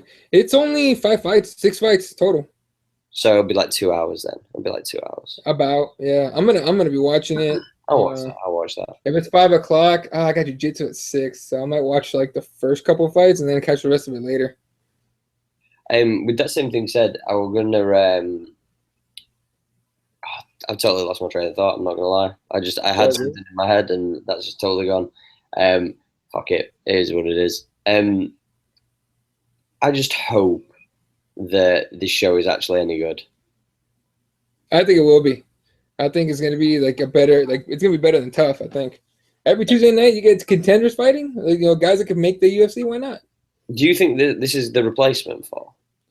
I think it's gonna be one of those like wait and see things. I think, and then Yeah, they'll be like, okay, this is like a let's kind see, of let's see how this goes. Let's see how people watch. Let's see if people like it, and if they like it a lot, TUF is gone for a little bit, or at least they cut it down to once a year maybe. God damn, they need to do something with that bullshit. They do something. By the way, because we're kind of running out of shit to talk. We're not really running out, but still, I want to ask you about Gegard Mousasi. What's up? Yeah, it was something that I meant to mention. What's up? I totally forgot about it, if I'm completely honest. Great coup for Bellator. The thing is for me is it's all good and well, but then a part of me always will go, could he have done it in the UFC? Could he have been That's my Lamb? yeah. But he was on the cusp of doing it. That was my thought exactly. I'm like, oh shit, it's good. Look, good for him. He's getting paid, and Bellator's getting another big name. That being said, what if, man? What fucking if? Fuck. Because imagine, just say this. So say he becomes the middleweight champ in Bellator. Probably will, but yeah. You know, very, very likely. So say he becomes the Bellator middleweight champion. And then say Bellator gets a little bit of steam and, you know, for these next 2 or 3 years, and then say it dies down. Just say that it just, you know, fades off. And it's there, but it's just there. You know, like Rising, you know, like whatever. But or the Premier Fight League or whatever they call it now. So it's there, but nobody really cares. Imagine if he could have been the UFC champ, though. Look, man, I wonder what the negotiations were like with UFC, or if there even was negotiations. Apparently, from what I've read, apparently the lawyer for the UFC, the whatever you want to reference him as, apparently just didn't think that Gegard was a big enough name to warrant the amount that he wanted. Which I agree with in a way. You have to fucking throw that out there. Like, how many people are buying Gegard Mousasi fucking Reebok kits? I'd have to hear the number he asked for. I'm just saying this. If right, okay. This is just being diplomatic. We're not talking about what we think's fair. We're talking from a business standpoint. Oh, for sure. You try to pay the least amount you can. So, well, yeah, but with the same thing, you've got to kind of go, well, you know, we've got to keep this guy because he's one of us top guys. Right. So, if I'm you, if you're me and I'm the fucking head of the fucking UFC, or I'm one of the lawyers and stuff, and Gegard Mousasi is asking for an amount, and we don't know what that amount is, but, you know, how much would you say that he should earn per fight if you were to pay him? And you're the UFC? Dude, that's fucking hard to figure out. I know he was getting paid bullshit. He was getting paid like... When he getting paid $15.50? How much? What? Wasn't he getting $15.50? He was getting bullshit. Like he was getting like I think he was getting like 90,000. There's like 5,000 increments. So okay, so say he's on just for a flat 100,000, right? Already. Okay. How much more would you be willing to pay to keep Gegard Mousasi per fight? I don't know, man. Honest, dude, like don't be that kind of no. I'm trying to figure it out, dude. Like, bro. Like no, I'm being legit serious. Like if you turned around and said to me, I'd give him 500,000 per fight. Like get the fuck out of here. Oh no. This is where the problem occurs. So would you give him 300,000 per fight? Okay. Listen. I would only give him something near that if it was flat. No win bonus, none of that shit. And we're talking business, right? Yeah. No win bonus, flat. Something around that area, maybe like a $200,000, right? So but double his wage at least. Here's the thing, though. It's I mean, look, we're talking business. You're not talking as a fan anymore, because all fans want every fighter to make millions of dollars, right? We all want to make the pay-per-views when a fight pulls out. Right? Yeah, exactly. But yeah. Business. Fuck y'all, motherfuckers. In business, you want that profit, right? You want to spend as little as possible to get the most profit you can get, right? That's the idea. I could see him having asked for like $500,000, $6,000. He probably asked for that, mind you. Overeem, I'm pretty sure, and I know I read this on Twitter, but I want to say Overeem just made $800,000. Yeah, in his last pay-per-view for that bullshit. Right, two things. One is a name. Two is a heavyweight. They're always going to make more. No argument there. You know, But it's not. It's just the shitty thing is that the reason he didn't get that deal with the UFC. Now I don't know what Bellator gave him, but still, I don't think we get those numbers yet or ever. But until he fights and we get the disclosure, maybe depending on the commission. But I think, man, it's hard to say how much you'd pay him. And I'm assuming that he asked for like a number so high that the UFC wasn't willing to do it, going off of the ratings he's gotten, like how many people watch his fights, right? Exactly. Mind you, I watched Gegard fight every one of his fights in the UFC. I watched every single one. What's it? What'd you say? I saw him fight live. So. Oh yeah, you did, huh? Here. Oh, in London, yeah, you fight. Who do you fight? No, in Manchester when he he fought against Vitor. Oh yeah, I remember that. Yeah. So I don't know, man. That's hard. I would hate to be the negotiator. I really would. This is my point. You know, every fan wants to give him major money, but not every fan will pay to fucking watch him fight, and they won't pay, you know, for a Reebok kit. Bro, you will never catch me in a Reebok kit worth a fuck. I'm not gonna lie, I've got a Bisping one because when I went to Manchester, I was like, I'm supporting my boy, and I'm not even gonna fucking act like proud because when I went through and we were in Manchester and there were fucking 20,000 of us, bro. They were selling here in Phoenix when they came this last time, with BJ and Yair. They were selling those fight kits. They were selling Nate Diaz fight kits. I think they were selling Nate Diaz fight kits, and they were selling them. And like a few people bought some, and you looked around, there was like one or two people with fight kits, right? And then you asked them like, "Who's your favorite fighter?" And they'd be like, "Oh, Conor." It was quite a few Conor ones. Quite a few Conor ones were around.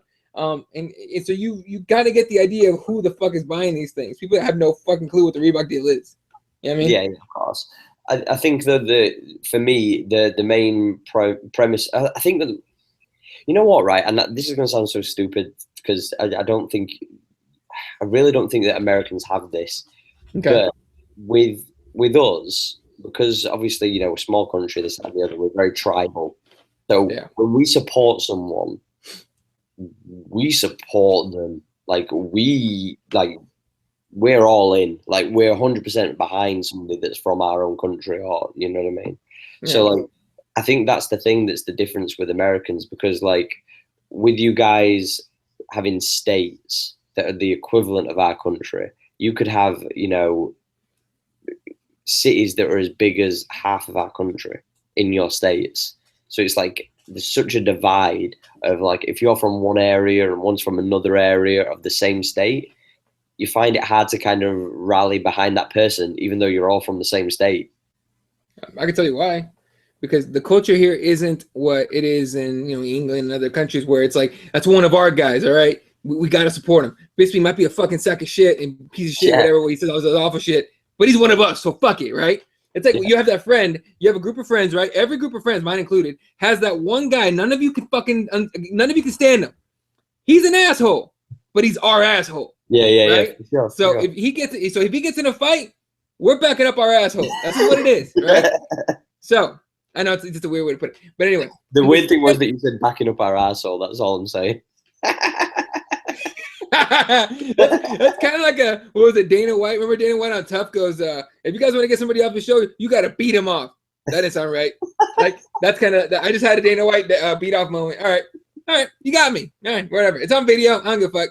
All right, replay this shit. In fact, cut and paste this shit and put it on a separate video. I want to see that shit later. Anyway, but that being said, the culture here is not necessarily about backing up your guy, because then otherwise, you know, Chad Mendes would have gotten a roar against Conor McGregor, and instead it was the other way, right? Exactly. It's about winners, and I hate to say that shit because that's how the president won his fucking election. We're not winning enough. We're not winning enough. We're gonna go back to winning. That kind of shit. So it's a winning culture. So everyone supports a winner. Conor McGregor gets a champion. All of a sudden, people that aren't even Irish are just digging through their fucking ancestors, trying to find an Irishman somewhere so they can claim this motherfucker. And if they can't, fuck it, they claim him anyway. It's about winners, right? We can take into account the amount of people that travel from over here to go and watch Conor fights. Pride in your boy. That's what it is. It's one of our guys. We got to go support him. The Irish travel better than anybody. They travel better than the Brazilians. Yeah. Right? And for a while, the UFC was dominated by Brazilians, right? Yeah, 100%. So Yeah. So you have like your exceptions. Ronda Rousey goes to Brazil, and in Brazil, Bethe Correia gets booed. What? Have you ever seen that before? That was the No. first time I've ever Then seen him get booed.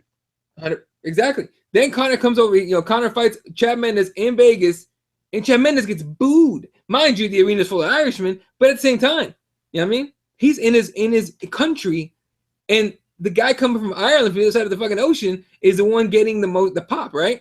So it's fascinating for me, from just watching the people and the culture standpoint to see exactly how people react to these guys.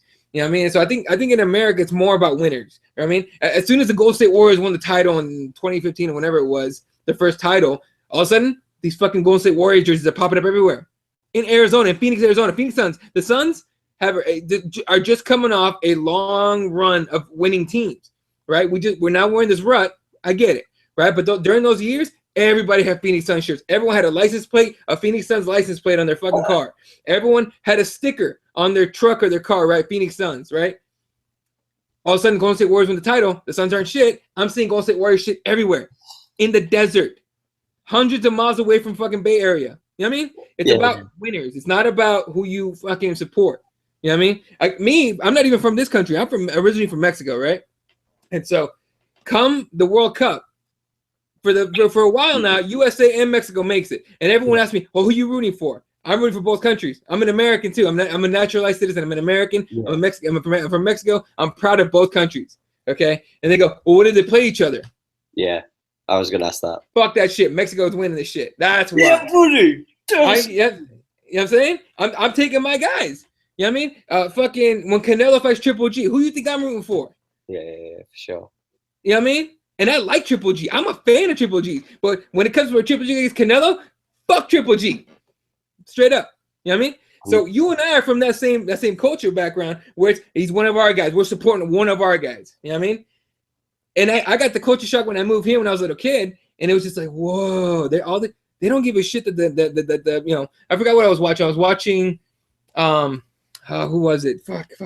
I know it was like I think it was an English boxer and an American boxer, and people were shitting on the American. And I don't remember why. I was a little kid. It was a long time ago. I don't remember it. Yeah. But I was just like, I remember asking my my friends and my American friends that were from here. I was like, hey, how come you're because we were watching. My dad used to watch boxing a lot, and so like my friends would come over, and then my friends' dads would come over when they heard my dad like boxing. And they all watch boxing together. So I remember asking my friends, I'm like, hey, how come your dad's not like rooting for the American white guy? And they were like, I don't know. It's just, the other guy's a winner. And that's literally what they said. And I was like, whoa, listen to that answer. Listen to that answer. The other guy's the winner. So you go back and you think about the history of the U.S., right? Of the United States. You're winning wars left and right. What do we not talk about? Vietnam. Barely talk about that. But we whooped ass in World War II. Fuck Hitler. Whooped ass in World War I. Fuck that. You know what I mean? Operation Desert Storm. Operation Enduring Freedom. All that. All we talk about is winning. But we don't want to talk about the times we got our asses whooped. Yeah, but the thing is, though, is that we just turned this into a Rogan podcast real fast. Sorry. Oh yeah, when you said I was like, we're kind of leaning towards like there's not much left to discuss on the recap, so we just wait full Rogan. Anyway, I got like 10 minutes left anyway, so no, it's all good. Whatever you want to talk about. I totally agree with you though. Like I do think that it's amazing to kind of witness because obviously I'm so used to culturally through TV, especially seeing how Americans portray themselves and portrayed on TV and whatnot.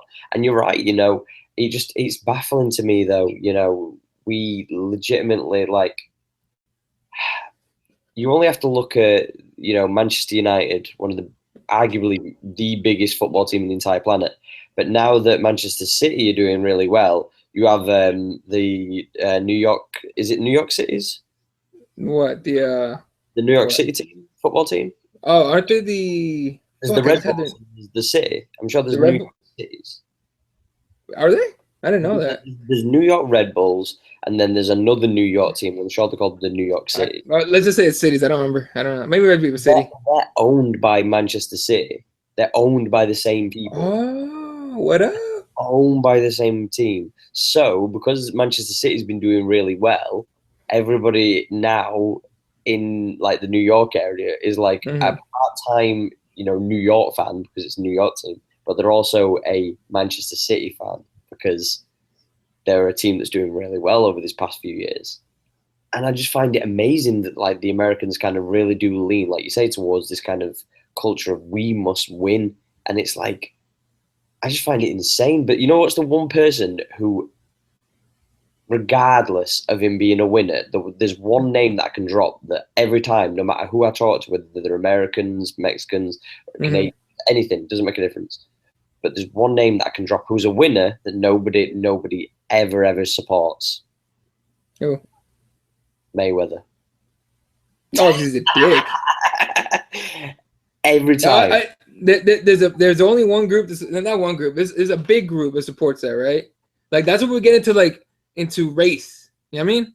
Like, for example, I have some of my friends that I train with, that work out with, are black dudes, right? And when we're talking about, they came up to me immediately because they know I'm the MMA guy, and they're like, "Oh, what do you think about McGregor Mayweather?" Right? McGregor's not. He ain't got no chance, man. He ain't got no chance. Mayweather's too good. I'm like, all right, well, what if Mayweather, he zigs when he should have zagged, and he gets caught with a really hard left, and he gets rocked, and he gets dropped? What if? And they all look at me like I spoke blasphemy. Like I just said, the Pope's fucking cutting throats behind the fucking Vatican or something like that. Like they fucking legit were like, what are you talking about? You think it's gonna happen? No. And I'm saying, what if? Like, what would you say? You think like they basically said, they basically treated it as an impossibility. Like it will never happen. Well, this is the thing. It's like, and I'm going to speak blasphemy again, but it's one of those weird things that what if we say in 2 years' time, and I'm going to make you fucking just light up here. Imagine if Lonzo Ball dunked on LeBron James. I'm saying. Everyone would be like, but the thing is, though, he's just like, shit can happen. Shit happens. It's the truest statement ever made. Truest statement, because anything can happen. It's not out of the realms of possibility. Remember this? Josie Aldo's fucking winning. He hadn't lost in 10 years. There's no way. McGregor's got no shot. 13 seconds. Boom. What? What? The fuck? No, this ain't bullshit, right? This is bullshit. Is this WWE? Are we still in this shit? Like, you know what I mean? Like, it was literally what happens. Chris Weidman and Anderson Silva, exact same thing. Right. Talk about as a fan being humbled. That's the best part to me of sports, because if you support your team that much, right? You're that hard. You ride hard for your team. The Warriors, not this last season, but the season before, those Warrior fans know what I'm talking about. Oh, we're gonna beat the Cleveland. We're up 3-1. Oh, Cleveland wins. Oh, we're up 3-2. We're fine. Cleveland wins again. Oh, Game 7. Oh shit, Game 7. Wait, no, it's in the Bay. It's in Oakland. We'll be fine. We're gonna kick their ass. Whatever. We lost. We lost. Oh shit. Fuck it. We God damn, we lost. So then comes the offseason. Kevin Durant, we're winning again. That's exactly what happens. You know what I mean? Oh, so it's humbling, and it takes shit like that, people being humbled, for them to realize the possibility of losing. But that's what makes sport beautiful. Oh, 100%. Because you never fucking know. You think I go to tournaments thinking I'm gonna win every fight? Fuck no. I'm hoping, but still. See, this is the thing that, like, as we talk about as fans, this is why Michael Bisping winning the title is arguably the greatest moment in MMA history for me. I was so happy to see him win. I was not because I'm a Bisping, because I am a Bisping fan. I've been saying it forever. Yeah. Everyone's like, "Oh, fuck Michael Bisping." I'm like, "Yeah, right, dude. That guy says what he fucking means, and he doesn't give a fuck who says it." I like that about him, and the fact that he can actually fucking fight, right? Then he goes in there and he knocks out cocky ass Luke Rockhold. When Luke was walking to the cage, dude, I was so annoyed with him. And I literally said the words, and I was watching the people at home, and I was like, I literally said the words, God, I hope he gets knocked out. And then what happens? All my friends that were watching that shit were like jaw dropped on the ground. I'm the one on the couch laughing my ass off. I was like, oh my God, it happened. Like I was laughing my ass off. Dude, like I wrote the first article I ever written for any kind of publication was about Michael Bisping's career, and obviously ending about Hendo and defending against Hendo for his first title defense, and just recapping. And that was one of the most, I think it made it even more special even after I'd already witnessed the fact that he'd won the title. Recapping all the ups and downs, and then finally getting to see the man who'd been denied by every steroid, abuser in fucking MMA history. He got beaten by all of them, and then he finally got his opportunity, and he managed to get the title, and it's like it was one of the greatest moments as far as MMA sports, because it's like the Misha Tate thing, and we could talk about that all the time, but it's just insane. It's just insane to think that how many people are so fickle as fans, and I kind of wonder, just as an off question, but for all the people who don't like Conor. Do you think like they'll ever like Conor? Do you think like like these people who are like die-hard anti-Conor fans, because there's always a reason why they don't like him. Like they don't like him because if he hadn't ever fought a wrestler, so he beats Chad Mendes. They don't like him because he's never fought Jose Aldo, so he beats him. They never like him because he hasn't fought against a bigger guy, so he fights against Nate Diaz twice. He's never fought against a world-class wrestler, like an elite scrapper, can just put his head down and brawl, and then he beats Alvarez. Like there's always seems to be another excuse. Like, what do you think he needs to do if he was to be the guy? It is a weird thing with people that, here's the thing about people that do that. They hate Conor or hate Nate or hate, who else is like a really hated fighter that's like super popular? Chael Sonnen, shit like that. And he's on the lower scale, mind you. John Jones. John Jones is a good example. John Jones is a great example for that, right? People that just will not. Those are the people that have so goddamn closed-minded. They're super closed-minded, in my opinion, right? Because they haven't really, in my opinion, not that they haven't grasped, they haven't embraced that nature of sport, the nature of MMA in itself. You and I watch MMA because what happens? Anything can happen. It doesn't matter if you're, it doesn't matter if you're fucking, Francis Ngannou against, I don't know, Pat Barry, if that was even possible. Pat Barry could knock him the fuck out. You know what I mean? It doesn't matter if you're Yoel Romero, huge as shit, on this monster run, and you're this quiet guy from Australia who's on a pretty good winning streak named Robert Whittaker with one fucking leg. It doesn't matter. Any day could be your day, motherfuckers. That's what it is, right? So if you don't embrace that, you're not going to be one of those people that goes. You're not going to be a people that gave Conor credit for scoring enough in the second Nate fight to win, and you're not going to be the kind of fan that can support Conor McGregor but accept that he got choked out by Nate Diaz on short notice. You know what I mean? And just like the people that the big time Jose Aldo fans that were like, no, fuck that. That wasn't a fight. That wasn't a fight, dog. That was a fight, and your boy got knocked out. You need to accept it. If you can't accept that losing is part of supporting your fighter, okay, or your team, or your sport, or whatever you want to, be a fan of, then you're closed-minded as fuck. And I'm assuming if we talk to you about politics, if we talk to you about, the best TV shows, it's going to be a similar argument. You're going to be thick-headed, and you don't want to hear ideas. Everything's going to be bouncing on the sides of your head, fucking bouncing off. You know what I mean? It's the same kind of thing with people who fucking who only see it their way. They only see it this one way, and they won't accept that there's a different way to do it. You know who those people are? Those are the people that stay within their lines their entire life. That's what it is. And they're in their time lines, but they're in their lines. They're not even in the lines of the law or of the outline of life or the rules or shit like that. Those are the people who, in their head, there's only one way to do it, and that's all there is. That's it. You know what I mean? It's a closed-mindedness of fans, and that's what bothers me about Laker fans, about Warrior fans, about Cowboy fans, and in American football, or even some like Real Madrid fans, or even guys like that, Messi fans that can't accept that Ronaldo might be the best player in the world. You know what I mean? Shit like that. That's what I like about sports. You and I debate all the time. Yeah, I shit on Conor for fun. You shit on Nate for fun. We enjoy this shit. We love doing this, right? Right? But we're at that point where we've accepted the fact that people have different opinions. And a lot of people just don't. Most people don't. And it's because you can say whatever you want. We can go way deeper into this, into psychology, insecurity, all this shit. But it's just how until people realize that anything could happen at any time, they're just going to be like that, man. They're going to be closed-minded and fuck Conor no matter what. Conor's going to fight Mayweather. I hope he gets knocked the fuck out. Meanwhile, you and me, we're rooting for MMA. He represents. That's another thing with the fucking, he's our guy. I'm rooting for McGregor against Mayweather. No. Please fucking believe that even though I'm a Nate fan, okay? I'm a Nate Diaz fan, big Nate Diaz fan, okay? I am still going, hey, McGregor, let's go, dude. Let's fucking go. You don't think what do you think I'm going to be doing if McGregor catches Mayweather and knocks him out? I'm going to be losing my shit. Yeah. I'm going to be happy as fuck. All right. I'm going to be out there going, surprise, surprise, motherfuckers, we're back. You know what I mean? I'll be doing that shit. You know what I mean? I'll be all over like, fuck yes, we did it, yo, like shit like that. You're gonna be wearing the fucking flag and everything, are you? You're gonna be really representing. No. Time out. Settle down with that shit. Okay. I'm not going that far. That being said, all right, I support the sport of MMA. That's our guy. He's going in there in a boxing ring. I'm supporting our guy. You know what I mean? And there's people that don't do that. People that are just like, oh, fuck McGregor. What do you know about Mayweather? Nothing. But fuck McGregor. Those are those guys. You know what I mean?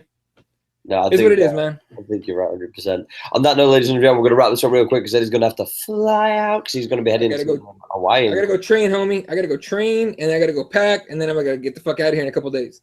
Right, so thank you, ladies and gentlemen, for tuning in as usual. Make sure that you subscribe and leave this a like. Please share this with your friends. We appreciate all the support that you do for us on social media. Make sure they follow me on Twitter. That's Ashley Lamprey. That's ASHLEYLAMPREY. You can also find us on the Heel Hook Show. That's at the Heel Hook Show on Twitter. Additional to that, make sure you follow us on Twitch. We'll be on Twitch all the time doing NBA and all kinds of other games as well. That's twitch.tv/the Heel Hook. You can find us on iTunes and you can find us on SoundCloud, and that is also the Heel Hook. Shout out to our sponsors as well. Bane, they're doing a pre-order for their brand new rash guards. They do the short sleeve and the long sleeve. It's a sick logo. Please make sure that you check that out. They do an array of different products as well, where it's they do t-shirts, they do mugs, they do spats, they do all kinds of cool stuff. And you can check them at bainstore.com. That's BAIN store.com. Use the code with the Heel Hook. You get 10% off. The link's in the description also if you want to use it via that way. Secondly, Receptra. Receptra do CBD oils. They do tropicas, and these are great for inflammation. They're great for any kind of aches and pains that you have from everyday life, or even if you train. You know, I use them for jiu-jitsu. Eddie uses them for jiu-jitsu. I use them for my work also as well, from doing like a lot of heavy lifting. But make sure you check them out at Receptra Naturals if you're in the States. That's receptranaturals.com. That's RECEPTRA. Naturals.com. If you're in Europe or in the UK and you want to go to receptraglobal.com, that's RECEPTRA global.com. Use the code word the Heel Hook and you'll get 10% off your entire order. Lastly, Huel.com.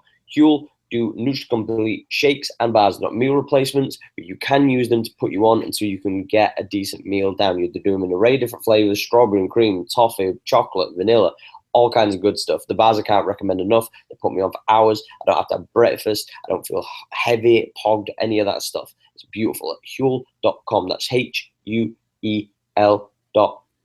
And that's the sponsors, guys. Eddie, where can they find your ass? All right. I'm on Twitter at ELOW31. Of course, the page is at crosswindsmma.com. Takes you right to the YouTube. The iTunes is finally updated. I know people were bitching about the iTunes thing. I had to work the software issues, all right? But I got them fixed. They're all up there. And now every time we do a show, the latest is going to be is the next afternoon, because obviously I got shit to do. So, and definitely shout out to my team. We got Fred, Jesse, Dave. We got all the guys on there on Crossbones. Of course, everyone that watches, appreciate it. Joker, Mike Garves, all those guys. And of course, reptheadvocates.com. Get yourself a hat, get yourself a shirt, and it definitely supports us and helps us out. So really appreciate you guys for your support. And honestly, I appreciate everyone on the Twitch, man. That's huge. You know what I mean? Especially when you're doing like those people that donated. It wasn't that they just donated to you or me or anything like that, because they didn't. That was for the cause. Exactly. They donated out of the kindness of their hearts for humanity, and that's what we like to see, is humanity making a comeback, my friends. That's what we love. And that, ladies and gentlemen, on a Joe Rogan-esque kind of vibe. Yes, sir. It's now. I love you guys.